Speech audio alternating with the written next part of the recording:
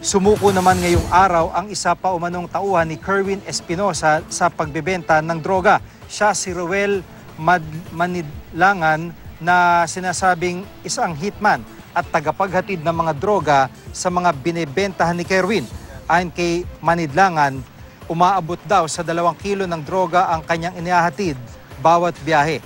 Dagdag pa niya, bukod sa pagbebenta ng droga ay may gun for hire business din daw si Kerwin. Samantala, ikinatuwa naman ni Albuera Mayor Rolando Espinosa ang payag ni Presidential Spokesperson Ernesto Abella na pinag-aaralan kung maaari siyang ilagay sa Witness Protection Program. Ayon kay Mayor Espinosa, marami pa raw siyang isisiwalat na mga personalidad na may koneksyon sa droga. Sa ngayon ay pinaigting ng seguridad sa bayan ng Albuera. Bukod sa mga pulis na nagkalat sa bayan, naglagay na rin ng mga karagdagang checkpoint sa mga kalsada.